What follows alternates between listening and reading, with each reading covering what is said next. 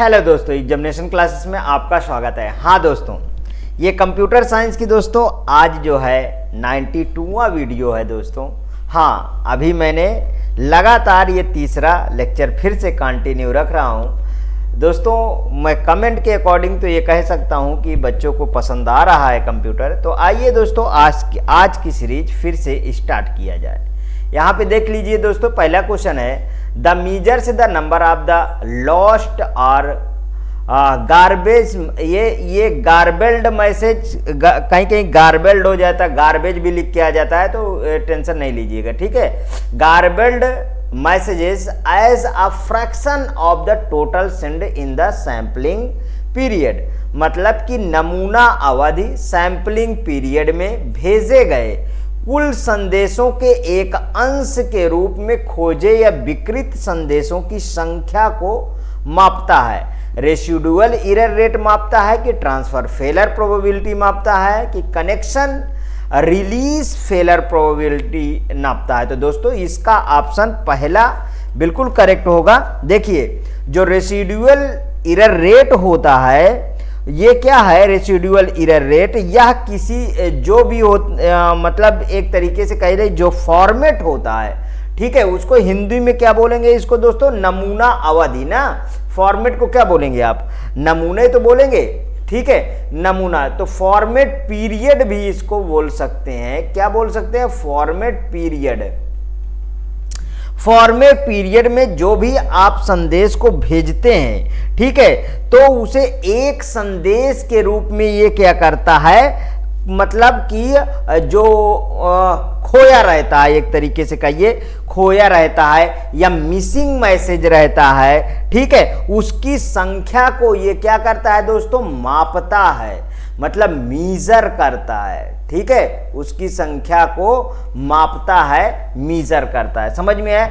तो वो है दोस्तों रेसिडुअल एरर रेट, ठीक है। थोड़ा ये क्वेश्चन जो है कॉन्सेप्चुअल है, इसलिए अगर प्रॉब्लम आती है तो कमेंट बॉक्स में बताइएगा, ठीक है, फिर से इसको मैं समझाऊंगा। यहाँ पे देखिए दूसरा क्वेश्चन है a high speed communication equipment typically would not be needed for dash के लिए आमतौर पर उच्च गति संचार उपकरण की आवश्यकता नहीं होगी, ठीक है। Email transferring large volume of data, बड़ी मात्रा में डेटा स्थानांतरित करने की, supporting communication between nodes in a line, एक लाइन के नोडों के बीच में संचार का समर्थन करने, more than one of the above, none of the above. तो इसमें देखिए जो ईमेल होता है, बताइए क्या कहा है? High speed communication equipment typically would not be needed for, मतलब जो भी आपका ये हाई स्पीड कम्युनिकेशन है उसमें क्या ईमेल का कोई यहाँ पे रोल है? तो वो दोस्तों ईमेल का यहाँ पे कोई रोल नहीं है, ठीक है। ईमेल मतलब हाई स्पीड कम्युनिकेशन में इसकी कोई आवश्यकता नहीं होती है, ठीक है। और ये नॉर्मल संचार पे भी चल सकता है। ये क्या होता है दोस्तों? ये नॉर्मल संचार पे चल सकता है, मीन्स कि नॉर्मल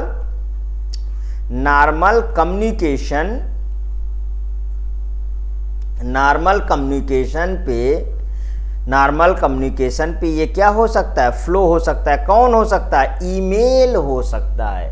समझ में आई? समझ में आया बात? चलिए नेक्स्ट क्वेश्चन पे चलते हैं। यहाँ पे देखिए तीसरा क्वेश्चन है a dash topology uses a single connection to connect all devices together.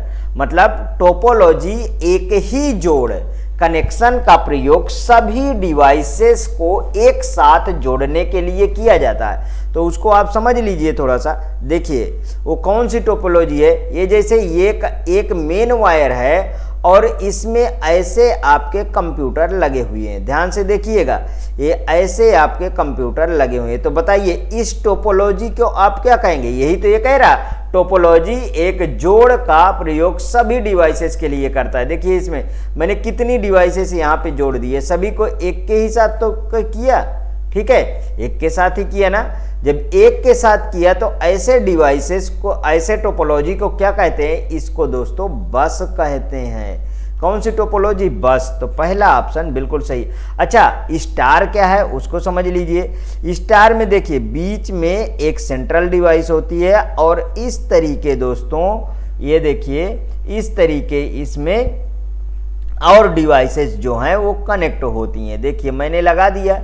अब सेंट्रल डिवाइसेस में क्या हो सकता है? हब हो सकता है, स्विच हो सकता है, हब यूज किया जाता है, स्विच यूज किया जाता है, ठीक है।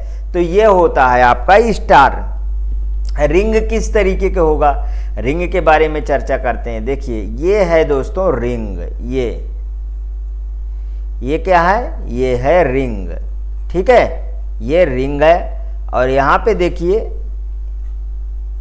ये इसको क्या बोलेंगे? इसे हम रिंग टोपोलॉजी बोलेंगे।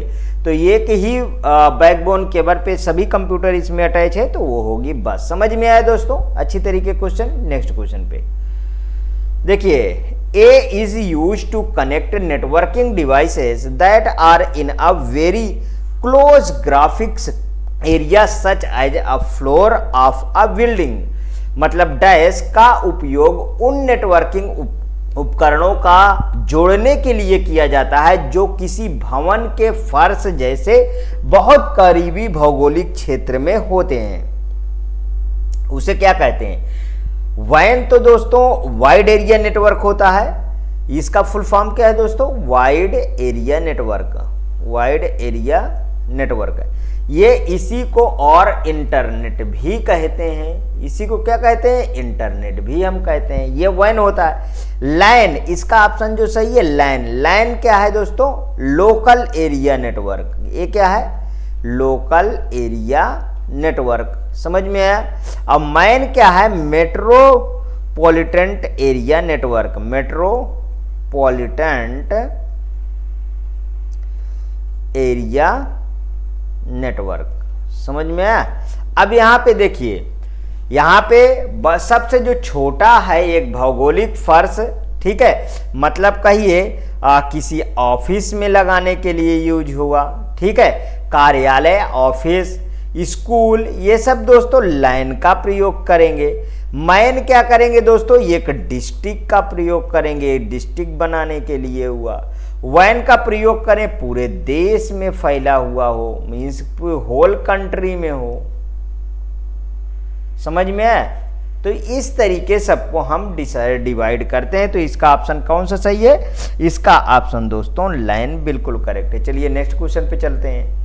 इन a computer network what is the size of IP address in IPv4? मैंने इसके पहले में इस तरीके के क्वेश्चन को आपको बता रखा हूं। कंप्यूटर नेटवर्क के IPv4 में आईपी एड्रेस का साइज कितना होता है? 8 बिट होता है, 16 बिट होता है, 32 बिट होता है। ये किस तरीके डिवाइड होते हैं उसको समझ लीजिए।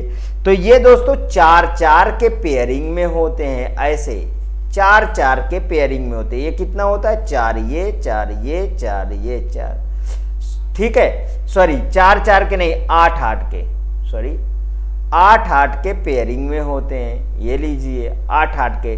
और किससे सेपरेट होते हैं? ये दशमलव से सेपरेट होते हैं। तो 8 चौक कितना हो गया दोस्तों? ये 32 बिट हो गया। समझ में आया? अब इसको जैसे मैंने यहां लिखा 192.166.1.1, बताइए ये आईपी एड्रेस, ये 4 बिट की बाइनरी नंबर, मतलब 8 बिट्स इसमें होते हैं और 4 बिट की बाइनरी नंबर का ये लोग क्या करते हैं? प्रतिनिधित्व करते हैं। मतलब कितने बिट की? 4 बिट बाइनरी नंबर को ये फॉलो करते हैं, ठीक है। अरे 8 में कितना होगा? 4 ही बिट तो होगा, इसमें 4 बिट बाइनरी होगा, 4 बिट बाइनरी, ठीक है, इसमें भी 4 बिट बाइनरी होगा। वही चीज तो मैं पहले लिख दिया था, इसमें भी 4 बिट बाइनरी होगा, ठीक, समझ में आया? इसमें भी 4 बिट बाइनरी होगा। तो यहां पे देखिए ये क्या है? तो ये है दोस्तों आपका IPv4। शायद आपको अच्छी तरीके से समझ में आया। यदि नहीं समझ में आया तो प्लीज आप पहले थ्योरेटिकल वीडियो को वॉच करिए। वहीं पे अगर IPv6 की बात किया जाए, IPv6 की यहीं पे बात किया जाए तो ये 128 बिट का होता है। कितने बिट का? 128 बिट का, ध्यान रखिएगा, ठीक है। Next question, what is the size of MAC address? MAC address in computer network. Computer network में मैक एड्रेस का साइज कितना होता है? 32 बिट होता है, 16 बिट होता है कि 48 बिट होता है? तो इसका सी ऑप्शन बिल्कुल सही है। अब देखिए मैक एड्रेस को समझिए, कंप्यूटर, इसका फुल फॉर्म क्या है इसको पहले जानिए। इसका फुल फॉर्म है दोस्तों मीडिया एक्सेस कंट्रोल। ठीक है, इसका फुल फॉर्म क्या है? Media access control. ये कितने बिट का होता है? एक 48 बिट का होता है, 48 बिट का। ठीक है, और ये 12 हेक्साडेसिमल नंबर, 12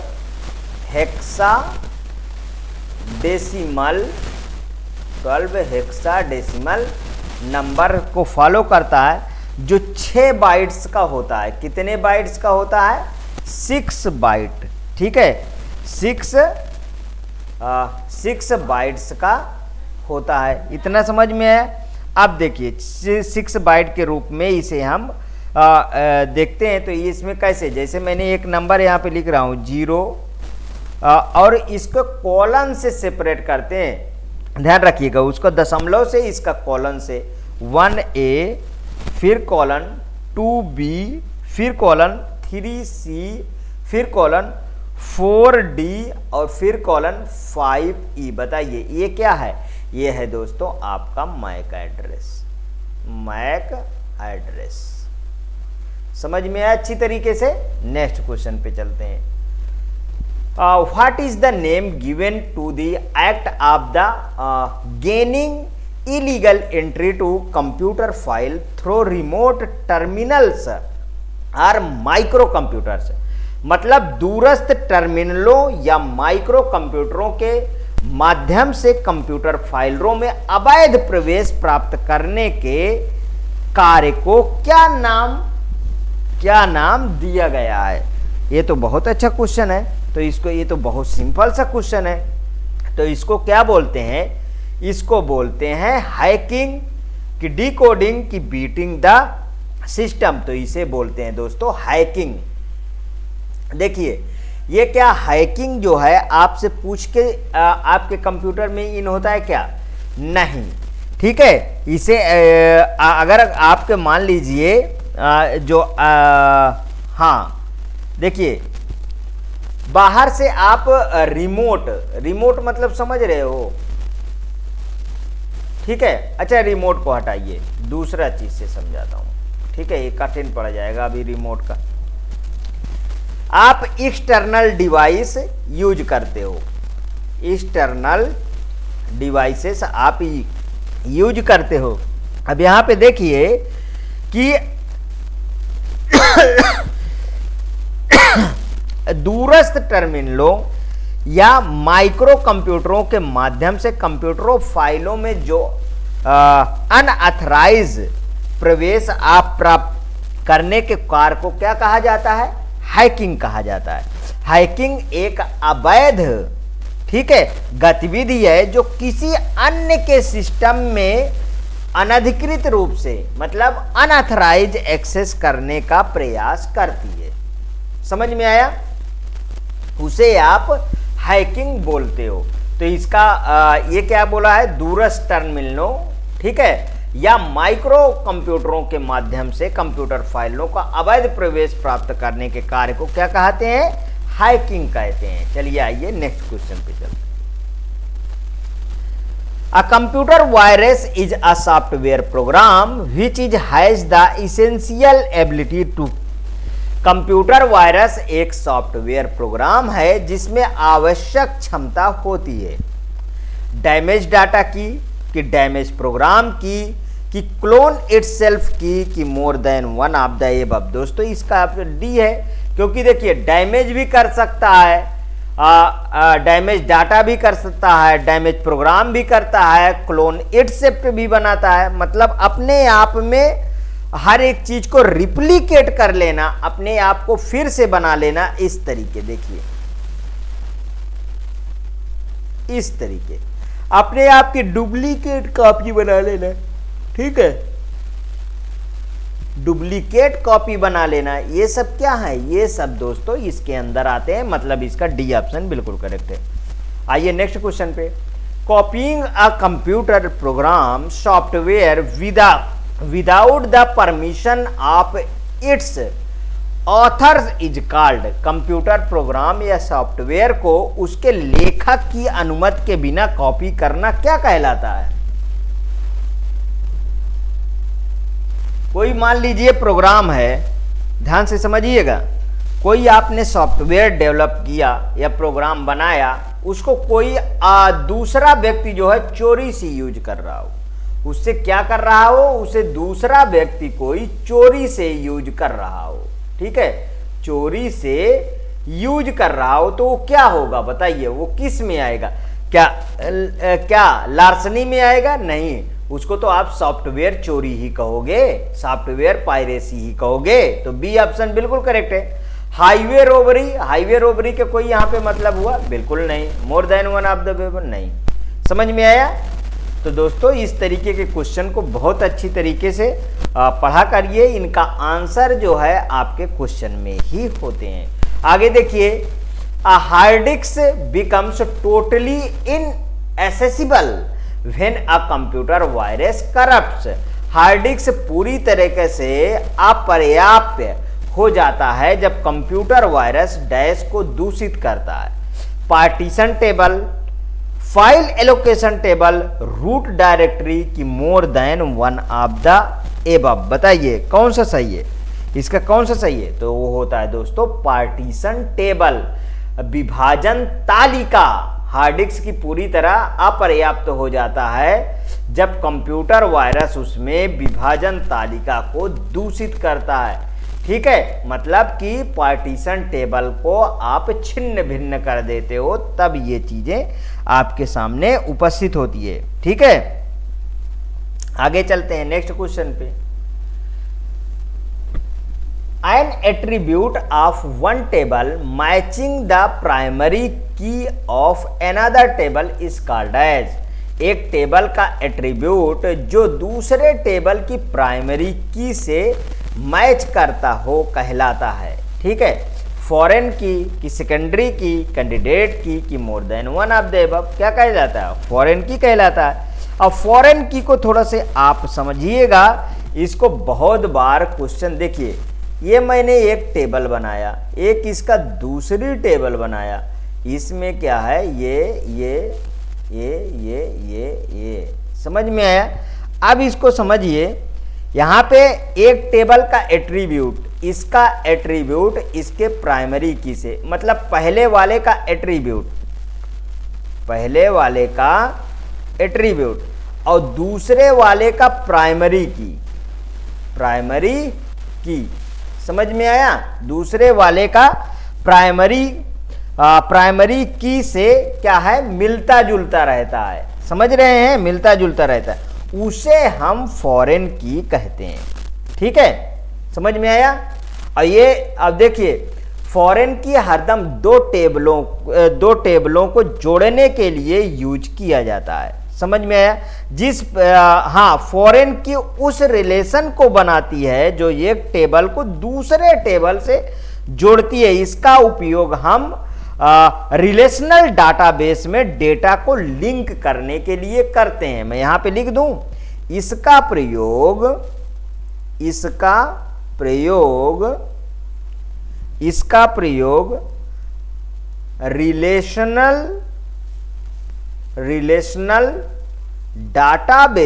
डाटाबेस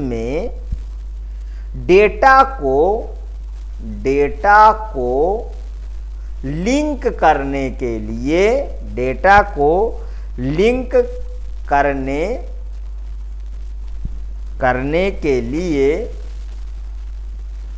किया जाता है, ठीक है, समझ में आया? अब ठीक है, इसका प्रयोग क्या है, किस में? रिलेशनल डाटाबेस में डाटा को लिंक करने के लिए किया जाता है, उसे फॉरेन की कहते हैं। देखिए डीबीएमएस में क्वेश्चन काफ़ी अच्छे बनते हैं, ठीक है, ध्यान रखिएगा, लेकिन इस तरीके के क्वेश्चन आप में नहीं आएंगे, ठीक है, ये वाला जैसे ये ज़्यादा कठिन है, देखिए, in every non key attribute is fully dependent on the primary key, then the relation will be in. अगर प्रत्येक नॉन की एट्रीब्यूट पूरी तरह से प्राइमरी की पर निर्भर करता है तो उस रिलेशन को क्या कहते हैं दोस्तों? सही है क्वेश्चन, लेकिन इसके प्रीवियस वाला तो बिल्कुल आपके लेवल पे था। ये प्रोग्रामर लेवल में दोस्तों अच्छी तरीके से पूछा जा सकता है। First normal form, second normal form, third normal form कि more than one of the above कि नन ऑफ द एबव। तो इसका कौन सा ऑप्शन सही है? इसका सेकेंड नॉर्मल फॉर्म। देखिए कैसे, देखिए जब कोई संबंध जैसे कि फर्स्ट एनएफ में है तो वह सेकेंड एनएफ में भी होगा, जाहिर सी बात है। और सभी जो है नॉन की विशेषताएं वो प्राइमरी की पर पूरी तरह से निर्भर होंगी। समझ में आया? उसे दोस्तों यहां पे आप जो है सेकंड नॉर्मल फॉर्म कह सकते हो। तो थोड़ा सा ये प्रोग्रामर लेवल का क्वेश्चन है, खैर है विशेष, इसमें कुछ नहीं है, ठीक है। अब इसके आगे देखिए 123 क्वेश्चन पे हम आ गए हैं। In a relational database the database of values in each column of a table is called. मतलब अब इसको आप समझ लीजिए, ये एक टेबल है, इसमें कौन सा रो है और कौन सा कॉलम है उसको आप पहले समझ लीजिए। इसे कॉलम कहते हैं, इसे क्या कहते हैं? कॉलम कहते हैं। और इस वाले को रो कहते हैं, ठीक है। और रो को ही टपल कहते हैं और इसको एट्रीब्यूट कहते हैं, कॉलम को ही एट्रीब्यूट कहते हैं। समझ में आया इतनी बातें? हाँ, देखिए अब आगे देखिए। तो इस क्वेश्चन में मुझे बताइए क्या बोला? रिलेशनल। और रिलेशन किसे कहते हैं? रिलेशन मतलब होता है टेबल, ठीक है। रिलेशन मतलब होता है टेबल, ठीक। तो चलिए अब हाँ, इसके बारे में हम लोग पहले डिस्कस करते हैं, उसके बाद इसमें हम बात करेंगे, ठीक। एट्रीब्यूट, डोमेन, रिलेशन कि more than one of the above कि none of the above. Relational database में किसी टेबल के हर एक कॉलम के वैल्यू डेटा टाइप को क्या कहा जाता है? तो उसे बोलते हैं दोस्तों डोमेन। क्या बोलते हैं? डोमेन। देखो, डाटाबेस में किसी भी टेबल के हर एक कॉलम के वैल्यू के डेटा टाइप को हम डोमेन कहते हैं, ठीक है। वैल्यू के डेटा टाइप को समझिएगा, वैल्यू के डेटा टाइप को डोमेन कहते हैं,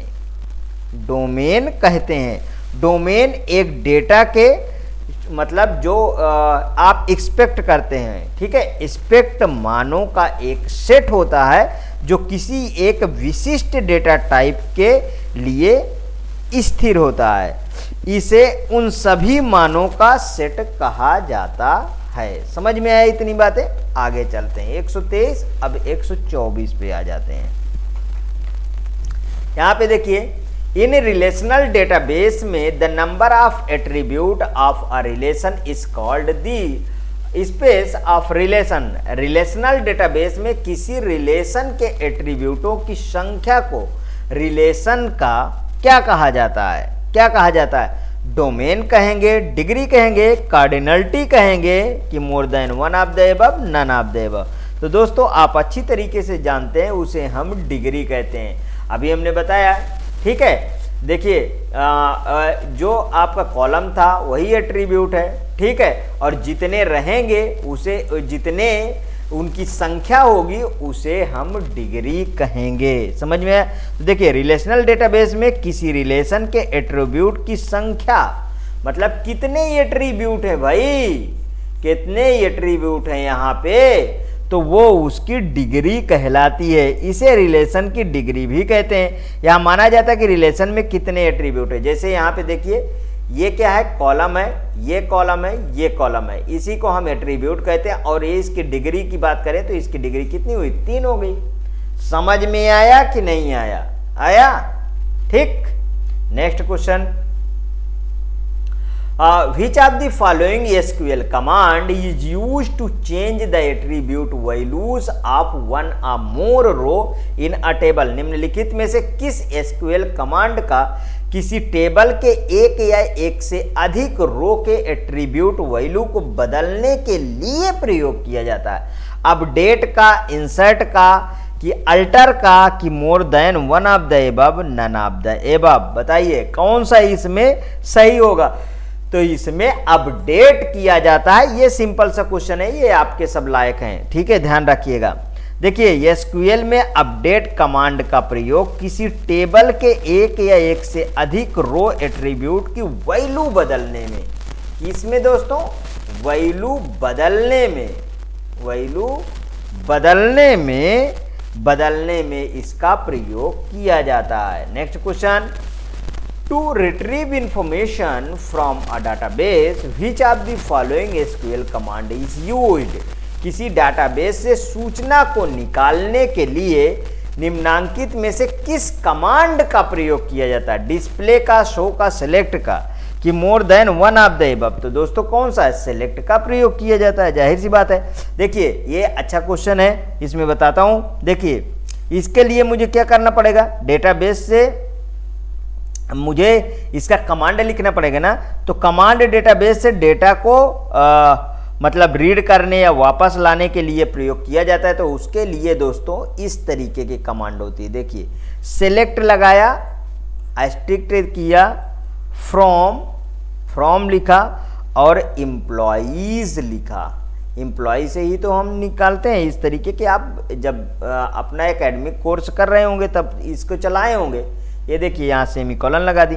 इसमें एम्प्लॉय नामक का टेबल से सभी कॉलम और रो सेलेक्ट हो रही हैं, जाहिर सी बात है। आगे चलिए next question, which of the following SQL command is used to modify the structure of table? निम्नांकित में से किसी एसक्यूएल कमांड का प्रयोग किसी टेबल के स्ट्रक्चर को बदलने के लिए प्रयोग किया जाता है? Alter, modify, update. बताइए कितना अच्छा क्वेश्चन। तो अल्टर नहीं होता, बताइए अल्टर का प्रयोग करते हैं ना, ठीक है। अल्टर कमांड का हम प्रयोग करते हैं। इस कमांड की मदद से आप नए कॉलम को जोड़ते हैं। मतलब जो न्यू कॉलम होगा, न्यू कॉलम ऐड करते हैं, ठीक है। न्यू कॉलम को हम ऐड करते हैं और कोई भी जो भी कॉलम है उसको हम बदल सकते हैं, या टेबल स्ट्रक्चर अन्य में भी हम चेंजेज कर सकते हैं, वो अल्टर होता है। समझ में आया? आप आगे चलते हैं। देखिए which of the following SQL keywords is use to display data from a table based on certain pattern? निम्नांकित में से किसी एसक्यूएल कीवर्ड का प्रयोग किसी पैटर्न पर आधारित टेबल से डेटा को दर्शाने या दिखाने के लिए होता है? इन, लाइक, बिटवीन, कि more than one of the above? तो कौन होता है, लाइक होता है। देखिए अब इसको फिर से समझिए। लाइक क्या है, एक कीवर्ड्स है। ये क्या है, एक कीवर्ड्स है, ठीक है, ये एक कीवर्ड्स है ना। और किसी पैटर्न पर आधारित टेबल से डेटा को दर्शाने के लिए यह शब्द वेयर क्लॉजेज के साथ उपयोग किया जाता है। किसके लिए, वेयर क्लॉजेज के साथ हम इसका उपयोग करते हैं। अब देखिए चलिए आइए मैं इसको अब इसमें बना के दिखाता हूं। जैसे मैंने लिखा select asterisk from employ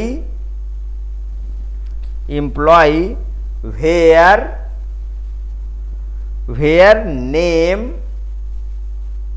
like, ठीक है, वेयर नेम लाइक %, या मॉडुलस कह लीजिए। इस तरीके मैंने इसको बंद कर दिया, ठीक है। तो इस क्वेरी में एम्प्लॉय टेबल से पंक्ति को सिलेक्ट हो रही हैं, जिसमें कर्मचारी का नाम क्या रख दिया मैंने, ए रख दिया, ए से शुरू कर रहा हूं। ठीक है, नेक्स्ट क्वेश्चन पे चलते हैं। अच्छा, degree and cardinality of the relation is relational database 4 and 3 respectively. Degree और कार्डिनलिटी ध्यान रखिएगा। If 3 attribute and 4 tuple are added to the, cardinality किस में होती है, जिधर रो होता है उधर, ठीक है, और एट्रीब्यूट, ठीक, और डिग्री ऊपर कॉलम की तरफ, ध्यान रखिएगा। इधर में देखिए 3, हाँ, इफ द 3 एट्रीब्यूट्स ऊपर की तरफ जोड़ेंगे, 4 टपल्स आर एडेड। अब इसमें देखिए यहां पे ये मेरे पास टेबल है, इधर मैंने 3 जोड़ दिया और इधर मैंने 4 जोड़ दिया, 4 और जोड़ दिया, समझ में आया, 4 जोड़ दिया। तो what will be it's new cardinality and degree. Relational database में एक रिलेशन का डिग्री और कार्डिनलिटी 4 और 3 था, 3 एट्रीब्यूट और मैं बढ़ा लिया, तो 4 3 कितना हो गया, 4 3 7। ठीक है, 4 3 7 हो गया। 4 देखिए पहले क्या था, इधर 4 था और इधर 3 था, ध्यान से समझिएगा। पहले 4 था और इधर 3 था, इसको मैं ये जे लीजिए 4 बना भी देता हूं, समझ में आया। अब 4 था और इधर 3 था। अब मैंने क्या किया, इधर 3 जोड़ दिया, तो ये क्या बन गए, 7 बन गए यहाँ पे, और इधर 4 और जोड़ दिया। यहाँ पे देखिए लिखा है ना, 3 एट्रीब्यूट और 4 टपल उस रिलेशन में जोड़ दिया जाए तो उस रिलेशन का नया कार्डिनलिटी और डिग्री कितनी होती, तो डिग्री भी 7 हो गई और कार्डिनलिटी भी 7 हो गई। ये लीजिए दूसरा वाला ऑप्शन बिल्कुल करेक्ट है।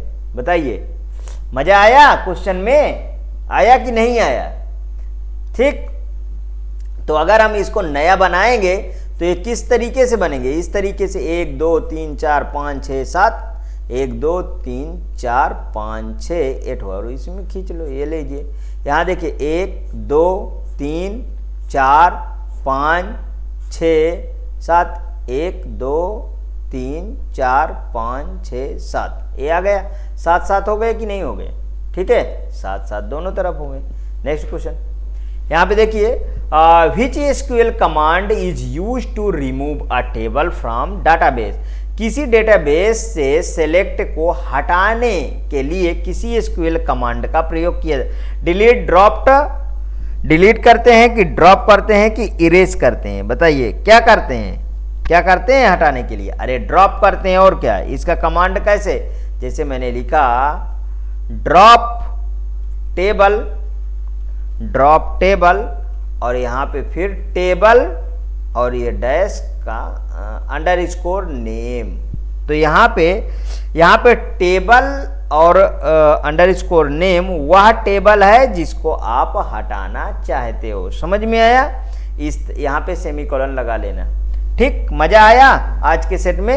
ये थोड़ा सा डाटाबेस के क्वेश्चन काफ़ी थे, इसलिए आपको दिक्कत हुई होगी थोड़ा बहुत, लेकिन धीरे धीरे दोस्तों सब दूर हो जाएगा। अगर किसी में प्रॉब्लम होती है तो कमेंट में बताइए, ठीक है, और प्रॉब्लम होती है थ्योरेटिकल वाला पार्ट थोड़ा सा देख लीजिए। ठीक, यदि ये आपको वीडियो दोस्तों 20 की सीरीज चल रही है, यदि अच्छी लगी, जो न्यू अभ्यर्थी हैं वो मेरे चैनल को सब्सक्राइब करें, हाँ लाइक करें, शेयर करें, जिससे मैं और अच्छे अच्छे कॉन्सेप्ट आपको दे सकूं। ओके दोस्तों, थैंक यू।